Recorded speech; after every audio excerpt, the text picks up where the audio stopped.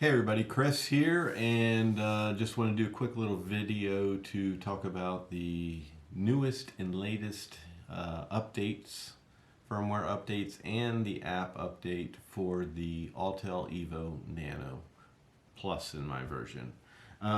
So this little guy definitely needs some updates.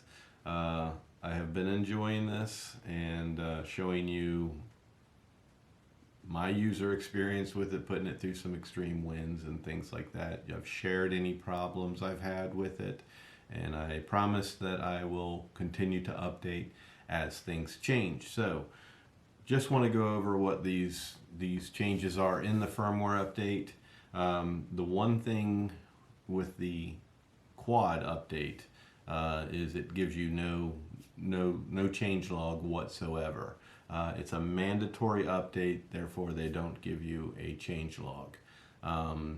These are supposed to mainly be known bugs of things that need to be fixed. So these are the early on type firmware updates that you're going to see.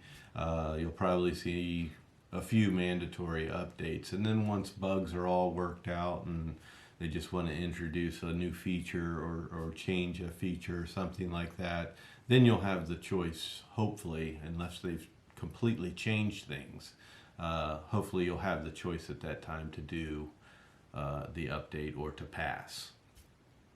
Just like you do the apps. If you have your apps set up to do an automatic update, then they'll just update automatically, or you turn that off. In my case, I never let my apps just update on their own. I don't like to update unless I absolutely feel like I have to. In this case, since I'll be keeping up on reviewing this quad, I will be doing all the updates and keeping everybody up to date just with my own personal user experience. So let's just go over. I have everything written down right here, just so I won't forget. But the biggest thing that I think people are not understanding is one thing that jumps out as a red flag for everybody. We all like these guys because of the no fly zones. We can fly where we want to fly, basically. But you have the no fly zones now, and I just want to make sure that you know this is just a prompt. It's basically to say, hey, you're in such and such area. It's no fly zone or whatever area it is, and then you're just going to click that you understand, and that way it's kind of an I told you so, you've been warned situation. And then if you get busted by authorities or such, you can't say you didn't know. It's not like DJI where you cannot fly there unless you go and get permission. So you get the waiver or you get around it. But they're required to do this. Autel is required to do this. It's not something they're just decided, you know what, we need to give everybody these no-fly zone warnings, give them the prompts and all that.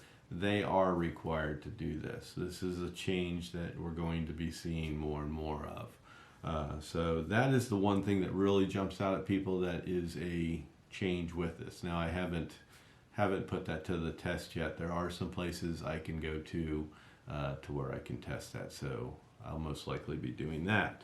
The other one is the app interface. So the very first thing you see in the very beginning, it was the center start button, and now it's a little button down on the side. Not a whole lot has changed in the user interface. It is slightly different, but nothing big that you would really notice. And the other one was the firmware upgrade interface. So when you're doing the firmware upgrade, that interface in itself is a little different too. I really didn't notice much difference with that whatsoever. Maybe because while I'm doing the update, I'm still on the old interface, so I won't notice that until the next firmware update. So the next firmware update, that interface will probably be more present to something that I would recognize. Now, the other updates, known bugs, they don't tell us what those are. Every drone has known bug fixes. We're supposed to just kind of know what's wrong with our quads, and then when we get these updates, do them, and then go out and see if some of these issues improve or disappear or get worse. So rumor has it that I guess pretty much what the Lite had, we might be having with the Nano as well. So that would be the SD card formatting issue. And for me, it was a formatting issue. For some people, it was just reading the card, period. If I did a format on my SD card through the drone, when I would go and put it on my Mac, the card was unrecognizable. I would have to format it on my Mac and then put it into the quad, and it would work fine on the quad regardless. But anytime I formatted that card on the quad, it became an issue on my computer where it did not recognize that card and I could not open it. So then I would have to go to my PC, and of course it would open there. The other one is, hopefully this is true, the other one is the disconnect issues. In my case, the disconnect issues was occasionally, just a few times, when I would leave the settings menu and I would come back, it would disconnect. The app would totally disconnect. For some, they would be up flying and they would have a disconnect. So I never had it when I was up in the air, and I'm thankful for that. And then the other one is the gimbal tilt issue.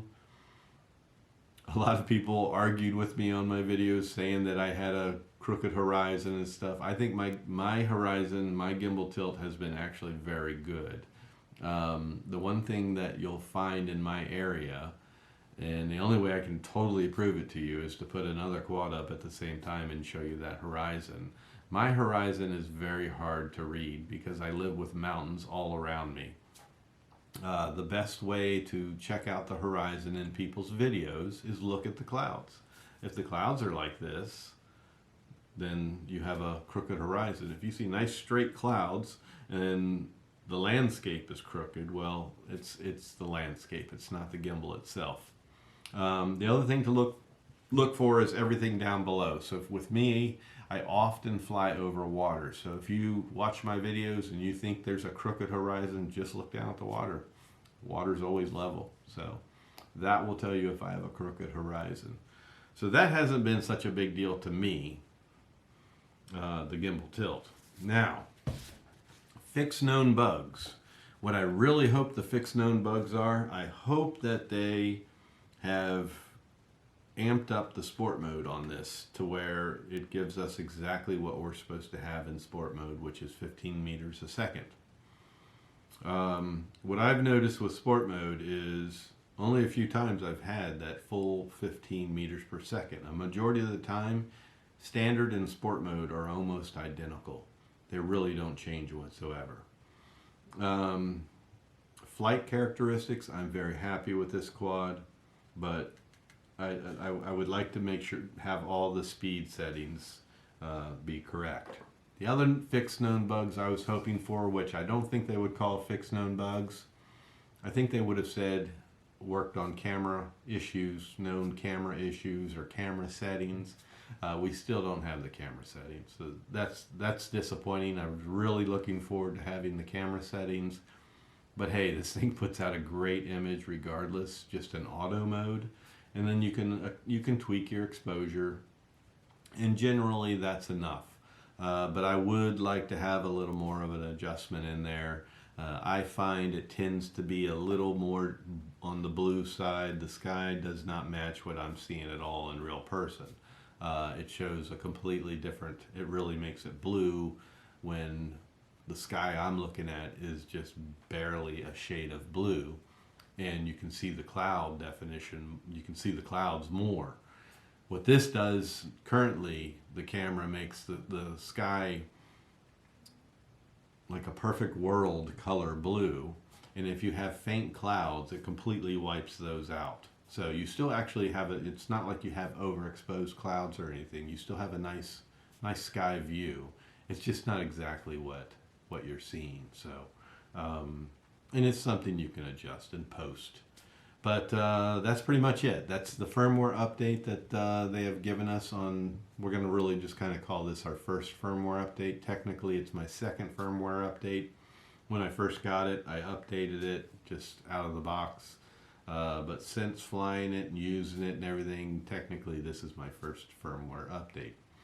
So, anything to come on my channel with this quad, which you're going to see a lot of content with this. I'm going to be, hopefully one day when we have fair temperatures to do so, meaning warmer temperatures, I do want to do a range test. It's not fair to do that when it's cold. It's just not going to be accurate. Comparing it with the DJI Mini 2 camera, which really isn't a fair comparison. DJI Mini 2 is old in comparison to this. This has new technology in it. This is definitely already hands down the better camera. But a lot of people do like to see that have the Mini 2. Perhaps they're thinking about selling their Mini 2s and buying this, and they want to see that comparison. So what I'll do is I'll do a short, straight clip flight of just the Mini 2, and then follow that exact same path with the same flight with the Nano, and then I'll also, at the end of that, I'll put the two videos side by side where you can see them together. So you'll see each one individually full screen, and then you'll see them in their smaller screen side by side, and you can see the comparison there. And it is a big difference. This shows a lot more definition, especially in bushes and trees and things like that. So that's about it. I just wanted to do this quick video to bring everybody up to speed. If you're waiting on yours and you hear there's a firmware update and these problems that I've talked about, you're wondering if these have been fixed. It does not sound like a lot of them have been, but it does sound like they have gone after some of the important issues. Disconnect is a big deal. Gimbal tilt, if you have it, is a big deal. The SD card formatting thing, that's more of a nuisance, but it's good if they fix that and it works. Don't worry about the no-fly zones for now. It's just going to be something to say, you know, just like mom and dad telling you, no, don't do this, and then you say, I understand, and then you go do whatever you're going to do, which hopefully that means fly responsibly.